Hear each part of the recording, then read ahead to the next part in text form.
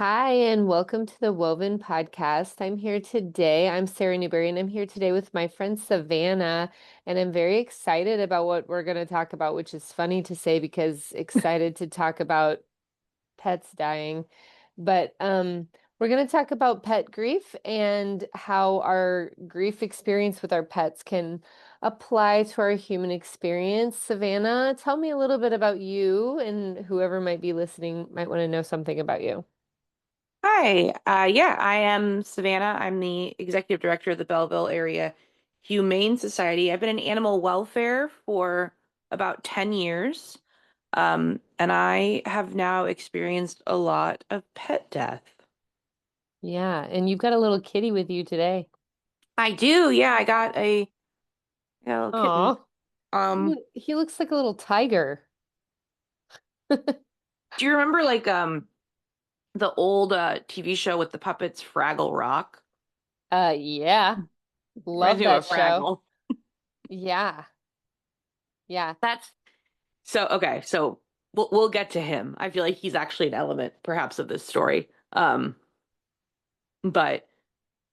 okay, so what first made me want to talk about this was about a month ago, maybe 6 weeks ago. My cat, and it was like a middle-aged cat, like 10 or 11. Um, Spoiler, the cat dies at the end of this story, or at least at the midpoint of this story. Um, he started experiencing like really mysterious symptoms, and some of them were like sort of graphic. He was like uh spitting up blood, basically. Mm. Yeah. And but like was otherwise acting pretty normal to the point where I couldn't really figure out where the mysterious blood was coming from until in the middle of the night he woke us up and it was on his muzzle. So I did what of course you do is I made the vet appointment. We went to the vet. They were like, this is very strange. He has all these he's very anemic, obviously. Um, but don't find any cancer, don't find anything to suggest a reason or and therefore something to do about it. So we're just going to kind of try to treat the anemia. We're going to throw some steroids at it. We're going to throw some other stuff at it, see what happens. So we had like a month-ish, 3 weeks maybe, where he was getting like mysteriously better. And like at that point you take the win, right? Like I'm thrilled. He's getting mysteriously better. Great. And then one day after we had just gotten like a bunch of good scans, he sort of like fell into like a kitty coma. And never really came out of it. And it was this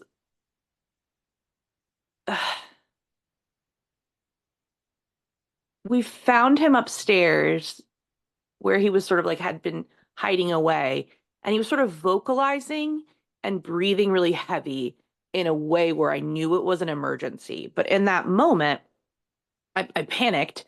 I put him in the carrier. I took him to the emergency room. I knew that he was dying, but I wasn't like aware. I wasn't thinking rationally. Okay. Went to the emergency room. They, tried what they could. He never really was responsive. So we put him to sleep in the emergency room. And that sucked.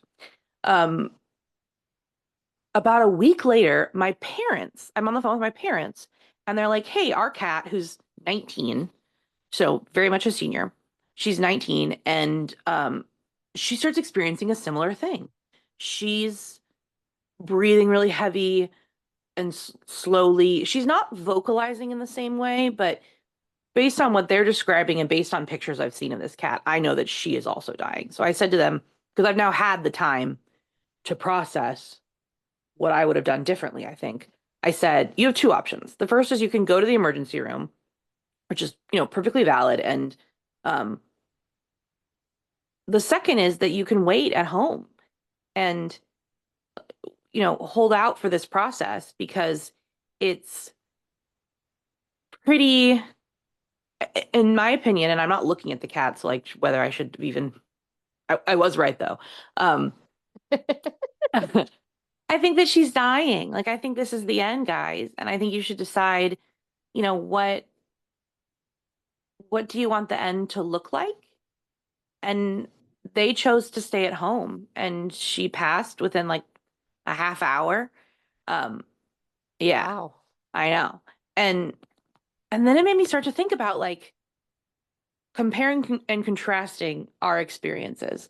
I went to the emergency room. I spent, a few hours, couple hours alone in a waiting room while they took him to the back when there is nothing they could have done. And if I had been really thinking clearly, I would know there was nothing they could do. And wouldn't I rather have like been with him, like in a comfy spot for the end there? So would you like me to share some of my thoughts of what I see happening? Yeah, please. So there's all kinds of nervous system stuff going on, first of all, Yeah. right? Like we're making decisions in spaces that are like heightened emotions because that's what our body does whenever we need to like respond quickly under stress, under, confusing situations. So there's that, but then there's also this like death piece and there's a culture piece to this and there's like you're asking the question like what kind of experience do you want to have? And we get to experience things like this, like what kind of college experience do you want to have? What kind of birth experience do you want to have? Very rarely do I hear people talking about what kind of death experience. And I think that's because as humans, I mean, and we're talking about cats, and it's like, what kind of death experience do you want the cat to have? But that's also practice for us as well, right? As humans to be with death. But I think a lot of us think that death is this like, who knows? It's like roll of the dice. Like, who Yes. knows what's going to happen? Yes. And while this is true, and that fact lives underneath the surface of all of us every moment of the day, which is really what's motivating us in a lot of ways, um, is like the fact that like life is finite, it's not infinite. And um I don't know. Here's the question, right? Can we even be in charge of the experience? Can we even choose the experience? I think some people get to choose the experience. And I think that sometimes maybe it's not about choosing so much as it is about living your life in such a way that feels like choice. Interesting. Yeah. So as I sort of sat with this A B choice of, I had this experience, my parents had this experience, I did wonder, like, how much of this was just sort of generally a reaction to the lack of control, period. Like, no matter what, it's not like I would have been like, that went great. I'm so glad my cat died in exactly that way. But, but like, is that also a cop out that sure, I would never have been like, I'm so glad that my cat died in this way. But maybe there is a scenario where I'm like, I'm more at peace with the way that this happened. This was still more, I don't know what the word is, but like we started talking about this idea of like, what is a good death? What is a good life? And I have now seen a lot of animals die, which is not a sentence I would have ever thought I would. Like when you're a kid and you love animals and you're like, oh, I'm gonna go into animal careering. You don't you don't realize. Um, and in a lot of ways, like the dignity that we afford to animals is so much more than what we give ourselves or what we give at least a fellow Americans. That that right there is a powerful inquiry. What is well, I wonder if again it comes to like animals are shorter lifespans typically than Mhm. humans. And there's this bit about like the roll of the dice. We could die at any time. We could die in the car the next time we go out in it or whatever. But as someone who has sat with a lot of dying people whenever I was really young, one thing that my mom would do is she was a nurse, but she was also like a pillar in the community. And so she would sit with people who were dying a lot and she'd drag me along. I went to Yeah. so many funerals and visitations as a child that I didn't realize it was weird until I was probably like 30. And so some people, some of my peers or whatever would be like, "Oh, I've never been to a funeral." And I'm like, "Seriously? That's crazy." And I say that because I don't think that my mom had a great death. And I wish that that could have been different, but I wish that could have been different for her, but like that's not my experience. That's her experience. Yeah. And even though she sat with so many people who were dying, um, she still wasn't having those conversations with herself, right? It was like it was never going to happen to me. It was always happening to somebody else. Wow. And I think that that happens a lot. It's kind of this like, oh, I'll deal with that one day, or like even all the like structure things like a will and preparing your estate or whatever. Yes. My mom had all that stuff planned because she was trying to be responsible and care for the people around her, like me. Yeah. But so many people don't have any of those things in place because it's like, well, I'll deal with that one day. Right. But like, but there's also this undercurrent of like, well, it could happen at any moment. Yeah. It's Yeah. like we pick and choose what we want to live by or something.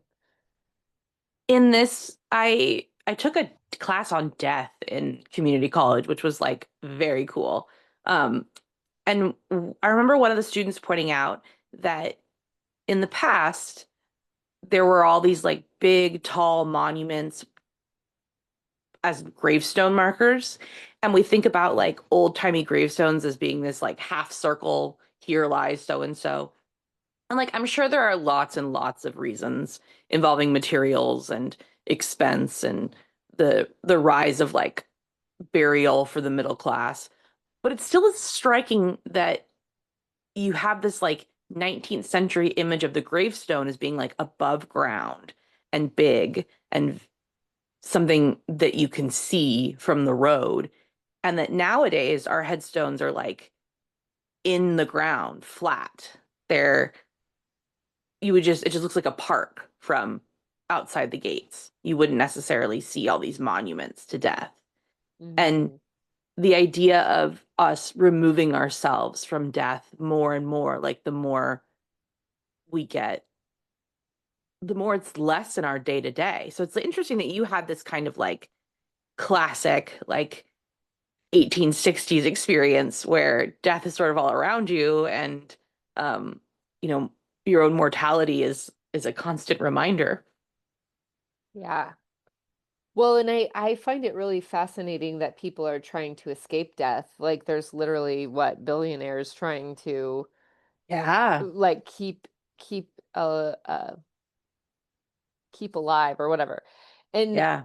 I have this curiosity about the nature of things and like the nature of things and how you take a banana or an apple or something and you throw away the peel and you expect it to go somewhere like compost or you expect it to turn into something else, right? Yeah. Yeah.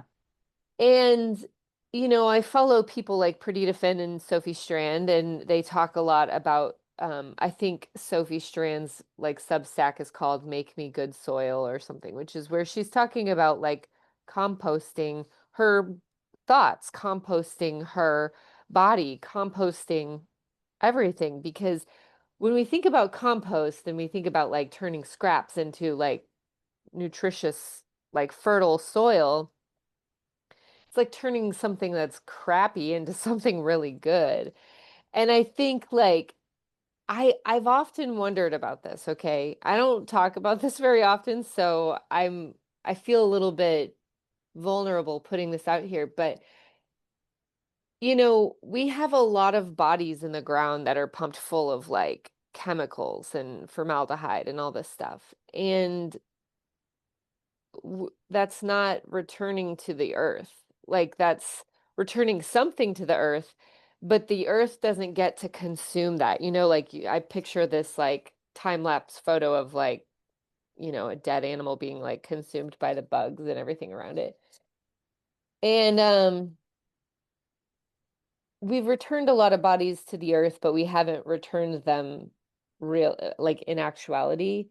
And Yeah. so the question I'm posing here is like, what happens when the nature of things are out of balance, when we haven't been returning our bodies to the earth, for the earth to overturn that, to consume it, and turn it into something else? Like there's all these cool green burials, and there are composting burials, and what was that one I just wrote about? Aquamation, like using water to um dissolve the body or something like that. Cool. Um, I obviously don't have all the information to talk about it like fully, but there's a lot of other options these days, and I think that that's fantastic. But I also think we have to think about what does it mean that we've returned all these bodies without actually returning them.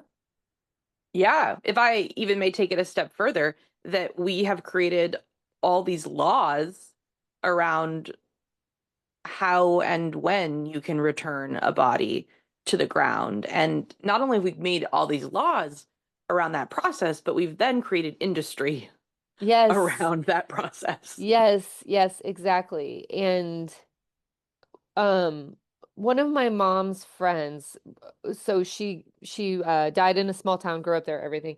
And her friend was in charge of the funeral home. So she went to her friend, she knew she was dying. She went to her friend and said, "Hey, I'm dying, like, you know, help me get set up."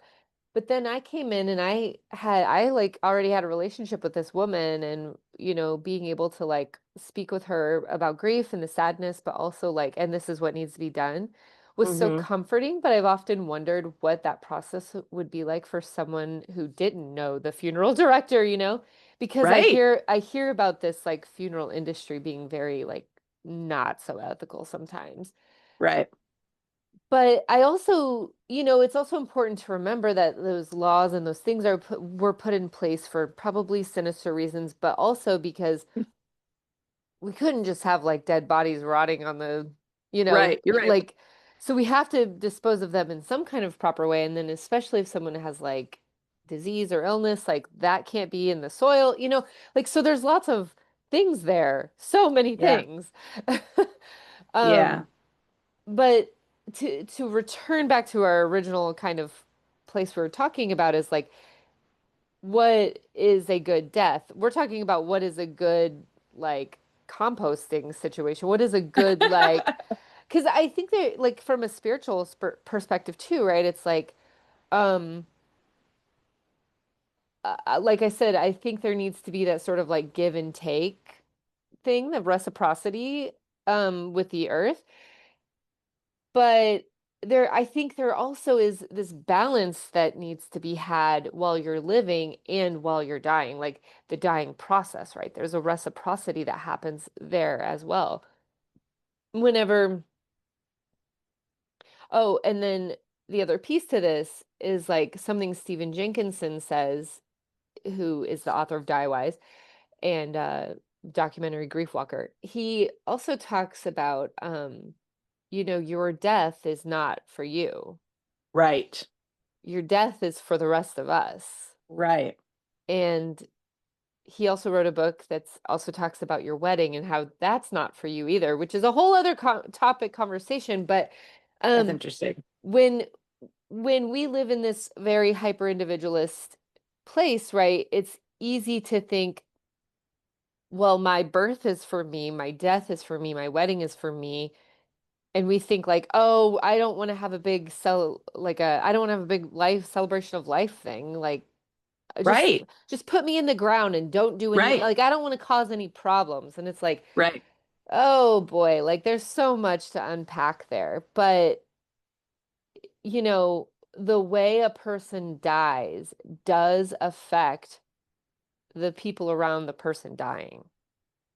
Yeah. Can I tell you that I really wished in the moments passing, like after my cat had died, that we had cat funerals. Yeah, we should. I I mean, why would, why not? I feel like we make fun of this. Like I feel like it's like a popular, not anyone in real life, but like you might see like a throwaway joke on a sitcom that like, oh, they're so crazy. They love their dog so much the dog had a wedding.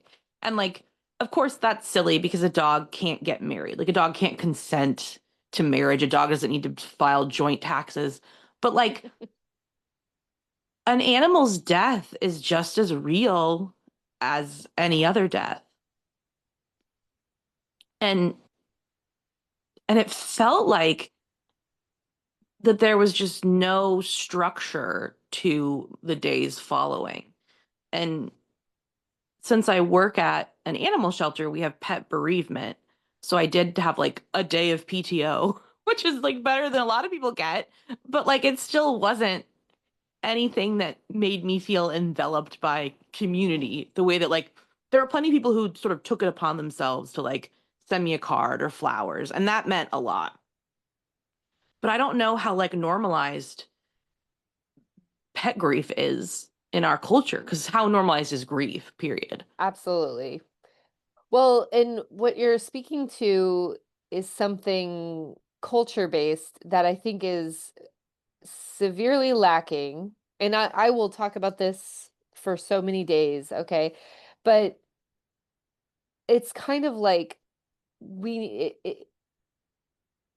it's, it's like a lot of us who have had spiritual abuse by like the Christian religions or whatever. We left the church, but then we left all of the institutional pieces that the church provided, community, culture, rites of passage, just those kind of like marking of events. Right. We left that with the church, and now we're all bereft. We're all like lacking these grounding, anchoring culture points to be like, okay, and yes, grief is like a spiral or it's like a squiggly line, all those meme pictures, you see. Yeah. But what would it be like if we had an institution that said, here's how you process your pet dying. You got the one day of PTO, your friends bring you cards and flowers, and then like a week later you have the cat funeral where you really bring the essence of this being into the space, blah blah blah, whatever the thing is. And then you could say goodbye. Yeah. And then there would be a point where the grief would feel complete, or maybe not complete, but it would feel like there would be like a like a wrapping up of something. You would still have to process that for weeks, years, like the lack of that spirit or that soul or that essence, whatever, Right. it is gone forever. I mean, Right. I'm at like 9 years my mom has died this year, and there's not a single day, like 5 times a day, that I don't miss her presence. Yeah. I don't expect that to go away with whenever I say like closing it up. But if you had a guide to show you what grief could feel like, I hold grief within this container here. I'm like Yes. moving my arms in a circle, but like grief is contained here. That containment doesn't mean don't feel. The containment is like, this is how I feel it. Yeah, yeah, yeah. I've been thinking a lot about, so I have a husband, so I am experiencing a lot of this grief in a pair. And I have a friend who's single, and she also had a cat who like suddenly died. And I've been thinking a lot about how, at the very least, the fact that I have a co-owner of the cat, and really this goes double for when our dog died, um, that for me to just be able to be like, I really miss my cat. I cannot believe he's gone. And have someone who really gets it be like, Hmm. yeah, absolutely. Validating that feeling is really powerful. And I have to imagine that that's part of the feeling you get at a funeral is like, I can't believe they're gone. Yeah, we all agree. And here's stories about how we are all really affected by this loss Hmm. and how maybe not like it's not like it's going to heal the grief, but I like this idea of allows us to have a literal physical place to express it so that it's Hmm. not just bleeding into everything Hmm. Hmm. forever. Yeah. I mean, this is the work that I'm very curious about restoring cultural containers, restoring cultural uh, like beginnings and endings because that untethered feeling is disorienting and it's I don't know, I'm an earth sign. I like have all these things that ground me into like being grounded. I want that, I crave that. Yeah. And I think it was once a time when things were a lot more accessible. And Yes. I think another piece to this that we haven't touched on just quite yet is like the practicing of little deaths, um, and practicing the grieving because, something we talk about in Mother Circle is like when you become a mother, you are grieving the life you were as a maiden. And people don't talk about that enough, right? Like we don't talk about, there's always like, get your body back, get your life back. And like the fact is it won't ever come back the same, you know? Yeah. And and that's the same thing. It's not even just motherhood. It's like you're married. You'll never be like not married. And you have to kind of grieve that person or that side of your personality or that side of who you are that will never return. You will never not be a married person again. Yeah. And it's same thing with like owning pets or even like I will never be a person who has a mother alive again, or I will never be like Right. I actually our cat died in May as well and it was very unexpected. Yeah. And I still kind of feel like I haven't processed that, but like I will never be a person who owns that cat. I don't even like to say the word owns, but you know what I mean? Like I'll never Right. be the person who has that cat again. And her name was Weekend and she like loved to be outside and she would come back and she was really rowdy and she didn't like the kids and she just kind of stayed in the basement and um it's like our house feels the lack of her presence. And it would be easy for me to be like to my kids especially like not talk about it, right? But Right. Right. instead Right. because of who I am and what I'm trying to create in the world is it's like oh, um, open the door, but oh, Weekend's not here. And like really reiterating the fact that we all know her presence is gone. And like, let's not shove that in the shadows. Let's like talk about that piece of it, right? Because that's the practice. It's like feeling the lack is also part of being alive. Ooh, wow. That's so difficult, I think, because The fact that you are describing this as practice, and I know that this um is so interesting to me because I think the reason why a lot of us avoid talking about death or avoid acknowledging that something or someone is missing is because we're not sure if it's the right thing to do. Like if it's actually going to be a helpful thing, if it's going to be the safe thing to do. And this idea that of course we don't do this because we have no practice at it. Everything feels uncomfortable and scary and wrong.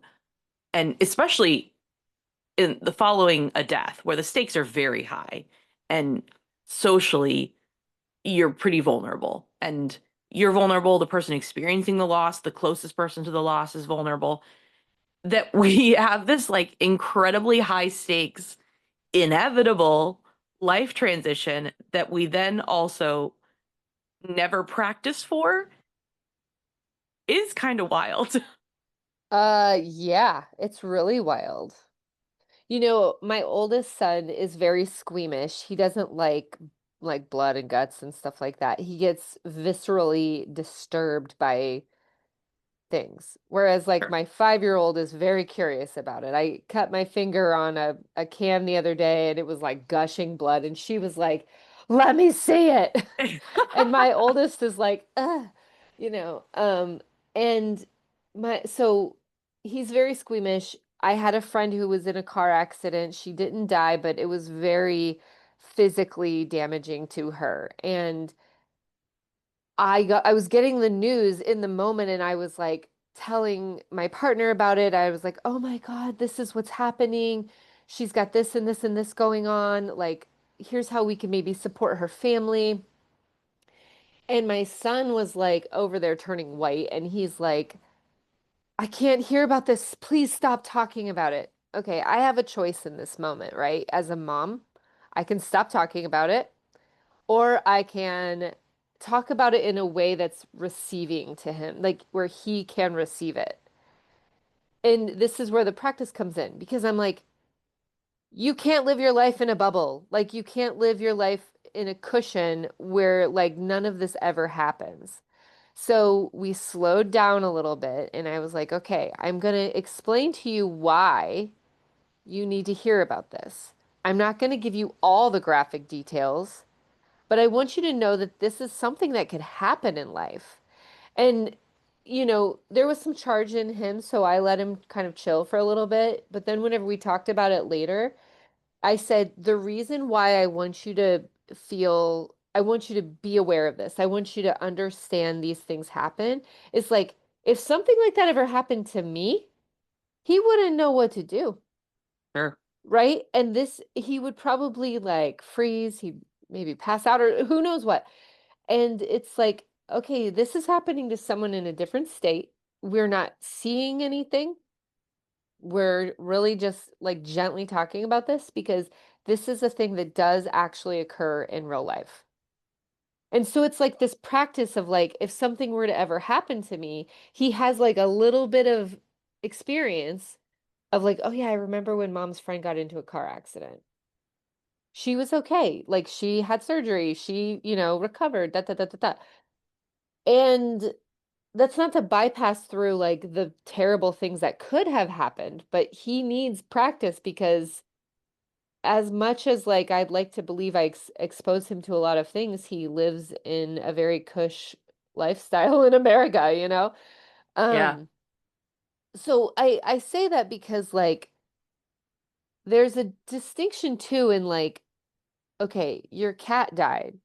And you can just like follow the social norms about that by like not talking about it ever again, or like not Right. having a cat funeral, or making fun of having a cat funeral. Or we can see this as an opportunity to practice something, right? And it's like, yeah, what if we saw it as practice for our own, the big one, Yeah. maybe it would be a bit more well received by people to experience like the small pieces of it, the practice. It's so interesting that you say maybe it would be more well received. Because as you were sharing the story, especially about you and your son, I was thinking about how that's another really high stakes interaction. You're like, oh, I have to imagine, I don't have children, but I have to imagine you're like, am I creating a core memory that's either going to like serve this child as an adult, or am I creating like a traumatizing, like my point being that the stakes feel so high. And that's I parallel that to this idea of when someone experiences a loss, especially a loss that we don't really know how to talk about, bringing it up to that person or talking about it with that person feels like you're going to say the wrong thing. So I wonder how much of this, and how much of you in particular willingness to engage with this like also has to do with a willingness to get it wrong sometimes and to look a little silly. Absolutely. That's what I was going to say too, is like you will get it wrong, Yeah. you know? And we have developed very quickly, it feels like. We've really developed this piece in our culture where we're so afraid of saying the wrong thing, we just say nothing at all, and Exactly. that becomes the wrong thing. Like that becomes the wrong thing. And uh I think like have you ever seen that Brene Brown clip on empathy with like how she's like, here's a casserole, bye. Yes. Um, Yes. and I think that that's the piece of getting it wrong, is like getting Yeah. into the hole with the person and saying, you know what, I might say the wrong thing, but I just want you to know that I'm here and I'm acknowledging the fact that your cat died. And I know that it's really hard. Maybe they don't know. Maybe I don't know what it's like to have a cat die, but I just want you to know that I'm here. It's like sometimes that's all you have to say, Yeah. and you like even prefacing that by saying like, I might say the wrong thing, but I want you to know that my intention is to be as supportive and loving as I possibly can be. If I say the wrong thing, just please let me know. Yeah. I mean, we've talked about this before, but that was a big I actually just listened to something this morning about this, but like that's a big problem in the social justice spaces and even in the trauma informed spaces where like Yes. they're so afraid of triggering someone. And it's like, what if actually we became a safe place to be triggered? And that's the place that I come from whenever I'm talking to my son about these like highly charged things, is like, I mean, I feel like I'm talking about that, all these different things with him all the time. And Yeah. it's like, so my goal is to be a safe place to be triggered. Be a safe place to like say the wrong thing, open and vulnerable enough to be like, "Oh, I said the wrong thing. Gosh, I'm so sorry." Or that's not what you needed to hear. Got it. Okay. Wow. I just like that. That's flooring me because I think that's so brave and such a reaction to this moment where I at once have access to every horror on planet Earth, right? Two taps in my phone, and I can see and experience any horror imaginable. Um, but at the same time, I also feel like we are all as like disconnected as we've ever been, and myself included. Like I try to be really present um, in my daily life, but I have really kind of intentionally, and I think to my own detriment and to the community's detriment, really withdrawn from like understanding what's going on, like in politics. I don't know. I just don't even have the bandwidth for it. And I wonder if I had more spaces, like how you're building in your family, to say the wrong thing or do the wrong thing or be uncomfortable. If we all had more spaces to say and do the wrong thing, if we would be kinder to one another, I think we would. I think so too. And I think that the algorithm has taught us to like curate experiences, right? And that leaves out Yes. the messy pieces of real life. You Yes. know, if you're I mean, I'm guilty of this too, so I don't want to come off as being like pretentious or anything, but it's like if we only spend all of our time connecting via like you said, the two taps of every possible horror or every possible clean living room, you know, we forget that like or there's a big thing about people don't want people in your house anymore, because Mm-hmm. it's messy or something. And it's like if you're not in other people's messy houses, you can't see that it's okay for your house to be a mess. Yes. Because it is. It's okay. It's okay for your house to be a mess. That's so interesting. And It's I not, even as we're it's, talking, oh, go ahead. well, just even as we're talking about like cat grief and like I sitting with somebody and saying like, I know your cat died. This is so awful and I want to be here with you. Like I even felt myself having a little bit of like a reaction of like, well, that seems extreme, but it wouldn't have been. Like the devastation was extreme.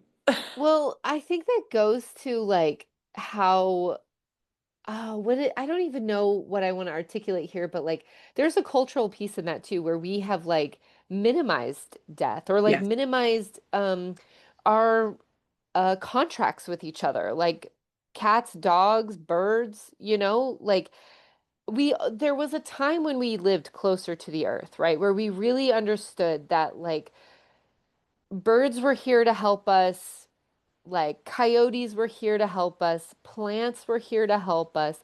We lived closer to that understanding. Yeah.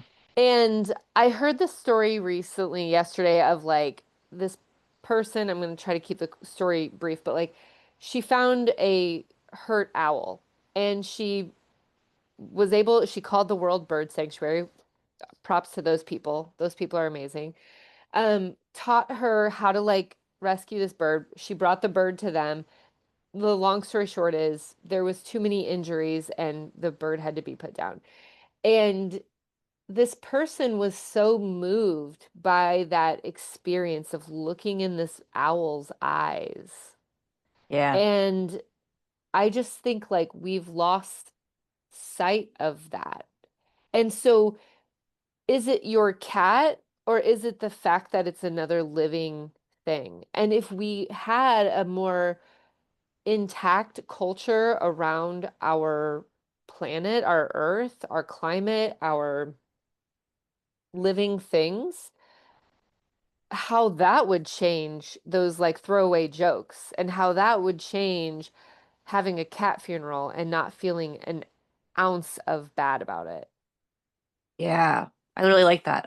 A more intact culture, this idea that we are missing, that our culture is missing, like kind of a lot of things, actually. Oh yeah, don't get me started. But But, I like to look at culture from that place. Even whenever I was a little kid, I was probably 10 or 11 whenever I was having these conversations in my head and coming back to like why is there so much pain and suffering in the world? And coming back to like it's a collective thing. It's a cultural thing. So this is something that's like deep in my bones for sure. But I love that more and more people are starting to have these conversations. yeah, and I think it's by necessity. I mean, I spent I had one day of pet PTO, but I did not go to work for 3 days. And and it was sort of like an arbitrary, you get the one day, which that just seems like, yeah, you shouldn't have to go to work immediately following. Um, but then I was thinking, like, am I unusually soft about this? That the one day wasn't sufficient, that I needed, and I think I was asking that question, like, am I unusually soft, parentheses, derogatory? Like, Oh yeah. am I taking this too hard? And the fact that that is even a question that I'm asking myself, like, shows how deeply I have drunk the Kool-Aid, that like there's a correct way to be processing this, and and not going to work is so public, right? Like it's not like I'm quietly still rocked. I am not at work because I am very sad about my cat is really public. Yeah, and that makes me think. even in a place where you are surrounded by animals dying Yeah. and people bringing home loved like loving an animal enough to bring it home, that if you feel that way in the space that you're in, you know, what about the rest of us? And I also think there's something totally pointing to like that late stage capitalism, the productivity, like the emphasis on Right. productivity over people, Right. and that's all in there too, right? So, but what you said was, I drank the Kool-Aid, and it's like, well, yeah, we all have. Right. Right. That's I that's the part of collectiveness, like telepathy too, where like I think I said this before we started recording, but it's like my kids learn things that I definitely don't teach them. Even whenever they were like 1 years old, I'd be like, how'd they learn that word? And they hadn't seen anyone else except for like family or whatever. Um, so I think it's just kind of floating in the consciousness in a way. Yeah, that makes sense. And I will say, like, to humanity's credit, it's not like I have heard horror stories because, again, being in animal welfare, I have experienced many times daily a person coming into the shelter with items and being like, I can't look at these items. My pet has died. I will just buy new ones if and when I'm ready. Mhm. Um, and we're always coming from a place of like, I'm so sorry, of course. And I've heard horror stories of disclosing grief over a pet and the person being like, it's just a cat. It's just a Ah, dog. Get on with it. But in my experience, that is few and far between. Like the vast majority of people, certainly everyone I encountered in the wake of Dipper's death was like, I am so sorry. Like I do really feel like I got a lot of not just sympathy, but empathy mhm. that people really my dog died about a year and a half ago, and I genuinely feel like I'm a different person on the other side of that. And I'm having multiple very brief conversations with people about their grief. They come in, they are like, here are these items.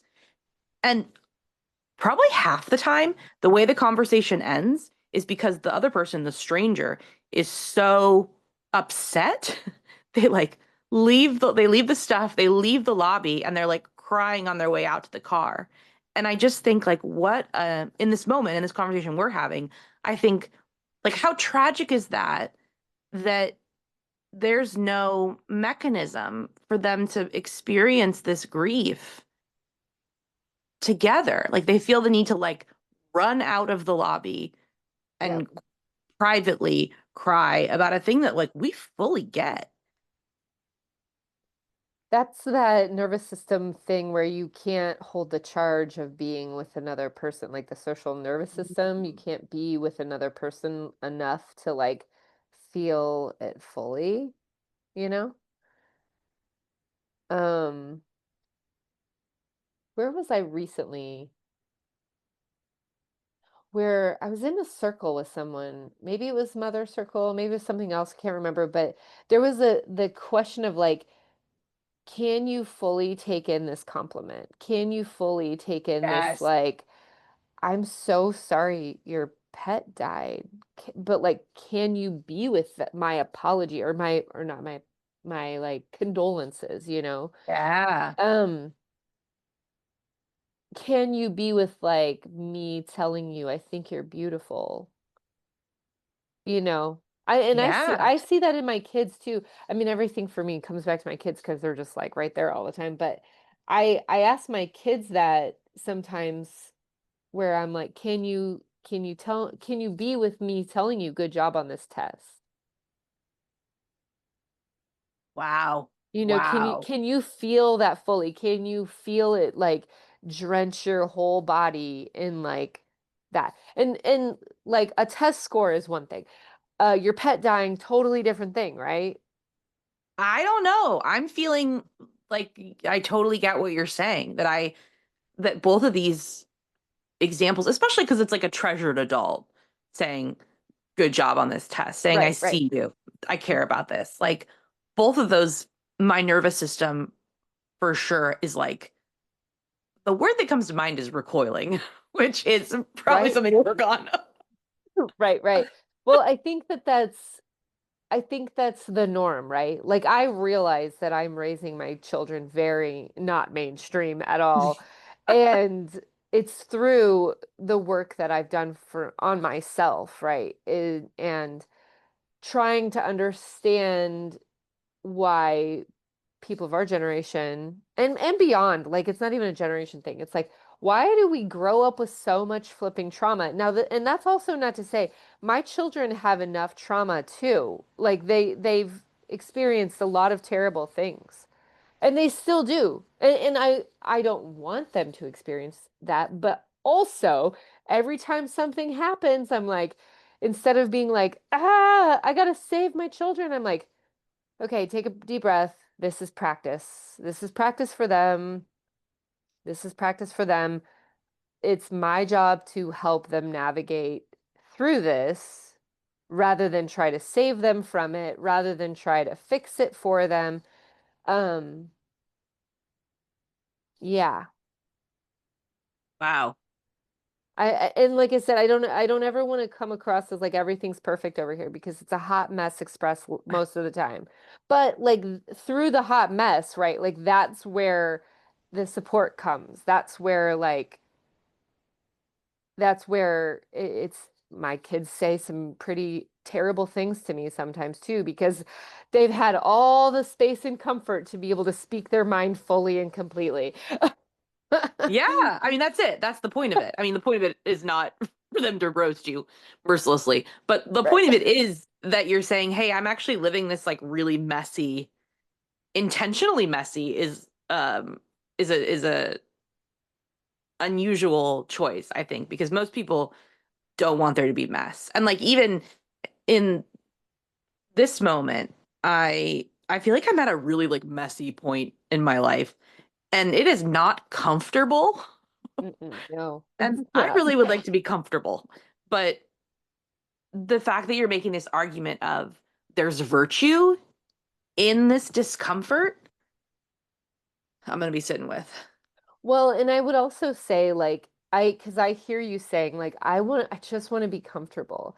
And what I would reflect back on that is like where can you find comfort even just a little bit? Like even if it's in like I love this blanket or like where can you find comfort even in a very physical like tactile way?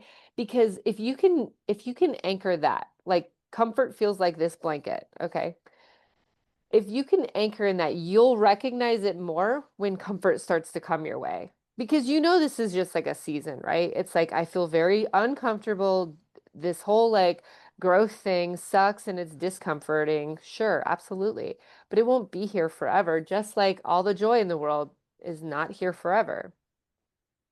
But so it's like if you can anchor in that like comfort, even if it's just like a little itty bitty bit, you'll recognize it a lot quicker whenever it comes back your way.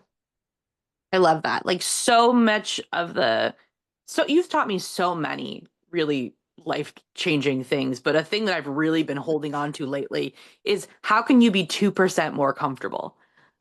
I love that because one, it's like, hey, be aware of your body, which is a thing that I need to be reminded of every single second because I All just the time. have not at all. Yeah. Yeah. But 2% is such a gettable percent. That's right. That's right. I love that. Like I Yeah. just the bar is so low, and then there is no real measurement, right? It's like you're allowed to actually feel any percent more comfortable when you make this choice. And then you get this a little bit of control back in your experience that like, yeah, I'm still in this discomfort, but I have at least 2% control. Yeah. Well, and I feel like the visual that's coming to my mind is like a tornado, right? Like when things feel really chaotic, you're like swirling around in a tornado and you can't like hold anything because everything's moving by too fast. It's too chaotic. And so the blanket or like the little 2% anchor gives you And that's what I mean by like you'll recognize it. So like we have this book actually, this little kid book, and it's called Tornado or something. And there's like a cow that's spinning around in this tornado. And it's like if you could like catch even a visual of the cow, it's like, oh wait, there's still the cow. Oh, there's the cow again. And it's like, there's the comfort again. There it is again. And you can like start to grab it a little bit more. You might be able to like get just a finger on it. Then you might be able to get a palm on it, and then the next thing you're got your whole body hugging this like comfort because you can see it. Yeah, and that's practice too. Like what you're describing is Yes. like just a finger, just a palm, practice, practice, practice. If in fact the goal is your whole body wrapped around it, which it doesn't have to be, but for me it absolutely is. I would like to be full body comfortable. Right, absolutely. Me too. Me too.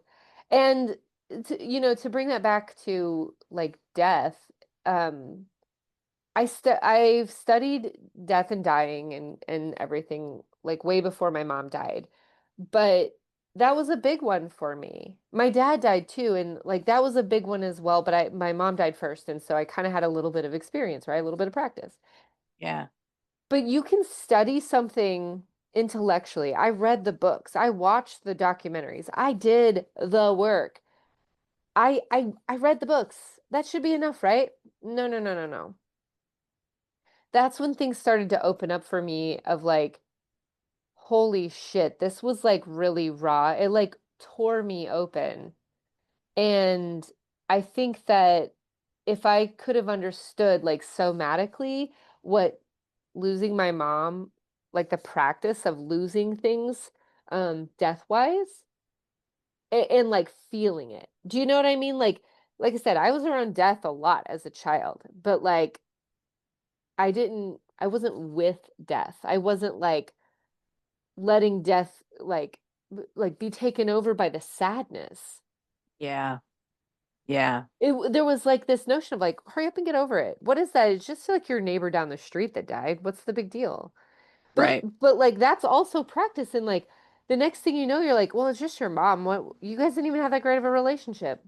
Right. What are you worried about? And it's like, wait, Right. wait, wait. Why are we like overwriting all of this all the time?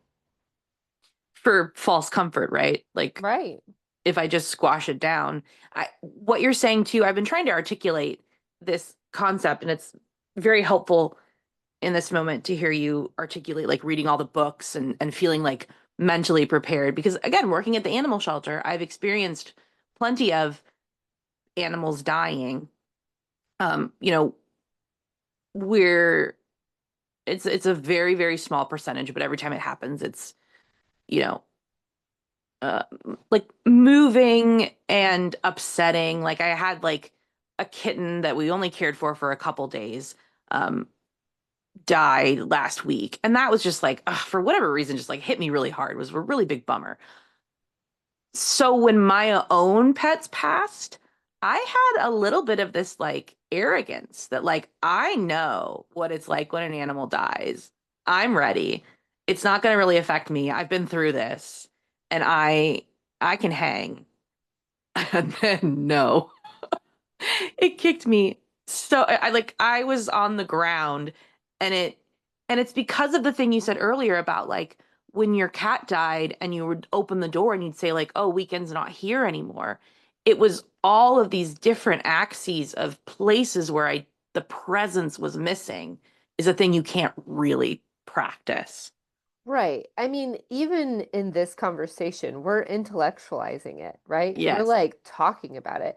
If we were like to be in a grief, like if we were to really honor the grief experience that you had, that I had with my cat and your cat, we would be like outside on the ground, probably crying, probably have a fire, like there would be a lot more pieces to like what it's like to move through grief somatically. Yes. We would be like feeling it right here in this conversation. And this is what happens so many times, right? Is like we just intellectualize it. That's not actually processing through anything. That's why the same thing, I thought I was ready for my mom to die. I had 3 years to prepare for it. I knew she was dying. Right. She had cancer. It's not like it was a car accident and poof, she's gone. Um, And like I guess I want to just be really clear about that too, is like even in this space right here, we're doing that same thing that doesn't actually help anybody. I Yeah. mean, it does, and it will. Intellectualizing is part of it, but like to really move through grief, it's almost got to be like a somatic ritual practice. And the ritual doesn't have to be this big whole day-long funeral procession, right? It can be like we have a weekend's caller and her little paw print on our altar, and like Dia de los Muertos, we spoke about weekend. Like every couple weeks, somebody brings up weekend, and we go to the altar and we like light a candle for weekend. Do you know what I'm saying? It's like Yeah. there's these little things that can be honoring. And again, if we lived closer to the earth, we would understand that relationship with honoring. Um, I've been studying this, intellectualizing it. I've also been in practice with these things now for several years. And so it becomes much more like less weird, less like overriding the nervous system, the body, and being like, you know what? I'm feeling sadness. I'm just gonna go light a candle for my mom because it's Tuesday afternoon at 2 o'clock and just feeling a little lonely. Yeah. Yeah. Interesting. I mean, in defense of intellectualizing, um, I do think that helps normalize, which allows you to get to a To place totally. where, but I like this idea of like you have these physical totems, you have this candle or this paw print, and you're feeling it in your hands. You're, I mean, I think that is probably why funerals are so important and helpful is that you're, I mean, that's a place where you feel emotions, where you feel something and where you're crying. And we just don't have that, like, whatever the grief version of collective effervescence is, we don't have a lot of opportunities for that. Right. Right. I mean, and this is something that you and I have talked about a lot, but like when we think about reconstruction, we can reconstructing, that's the word, community and villages and culture, like that's where this, like I guess I'm trying to say that's what I'm doing the research now so that when we reconstruct culture, community, even like local community, it's like here are the pieces. So I am a chronic over intellectualizer for Same. sure. And I'm here for it. And also, um, I also know that that only takes me so far. That's very wise. And you're Yeah. right. Yeah. But I mean, it's wise only because I've had to go through like these very big, like slap you around experiences where I was like, okay, I've read the books, I got this. And then I'm like on the floor. Yes, I really do know. Yeah, that's not fun. Not No, it's fun not experience. fun. Mm-mm, mm-mm.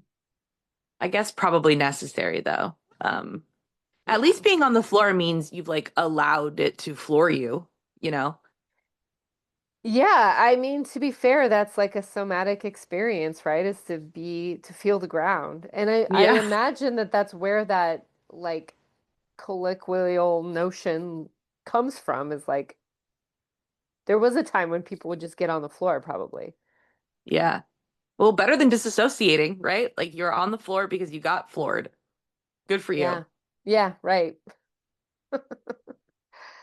So, all that to being said, like our pets are important. Animals. Oh, I guess the only other thing I wanted to say was like my friend who found the bird and then the bird died, she was really Yeah. moved by this bird, and I suggested like what if you got a little totem of the same kind of bird and you put it on your altar and you allowed that presence to be like her whole family was moved by this experience. Like that just because the bird died doesn't mean they're gift to you guys. Wow. Yeah. That resonates too because my husband and I were talking about I have a lot of like portraits of my cats on the wall And we were like, should we take these down now? Yeah, and I've been so comforted, like from my like usual spot on the couch when we're watching TV. If I turn my head just a certain way, I can see the kind of like photorealistic one, and it's been such a comfort. I'm Yeah, so glad we didn't absolutely. hide it. Right. No, I would say get four more. Put it in your car, put, like keep this baby alive. Yeah. Um, so if anyone or you are interested in some of these things that I'm talking about, like Perdita Finn's Take Back the Magic, that is a lot of where I come from with the death and dying. That book changed my life. Stephen Jenkinson, Die Wise, and Grief Walker, highly recommend those resources. There's another book, it was by a Buddhist, somebody called On Be wait, no, just Being with Dying. And that was a really good book that helped me. Um, yeah. So uh practicing little deaths, somatic practices, ritual, community, being with people. Those are all things that I think will carry us through these big life events, whether it's death, birth, marriage, I don't know, moving across the world, whatever you might be doing. I think those are things that anchor us into each other and anchor us into finding ourselves within the experience. Yeah. Yeah. Thank you very much. This was really helpful for me. Oh, So well, thank you. good. Well, and I hope that Dipper's memory can be a blessing for you and your family. Thank you. Same to you And for weekend. your parents' cat too. Are they doing okay with the whole process? Um, they're doing okay. I mean, I think that um they definitely aren't ready to talk about it to the extreme that I want to talk about it, let alone experience it. If talking about it's the first step. Yeah. Yeah. Yeah, but I also think what would it be like if we didn't talk about it and we just experienced it? What an interesting question that as a chronic intellectualizer, I couldn't even begin to what, intellectualize? Right. I feel like that's a much easier angle with like older generation people too, where they were taught very much not to talk about it. Okay, well Yes. let's not talk about it then. Let's do something about it. Let's move our bodies with it. Cool. What an concept, what an idea. Well, Savannah, thank you so much for bringing this topic to me to discuss today, and I hope that it serves helpful for other people who might stumble across it. And I guess once it's posted, maybe you can share it with the people who come in with their pets. Maybe Yeah. it'll make for like an interesting thing for them. Yeah. I love that. I will do Yeah. that. All righty. Thank you so much.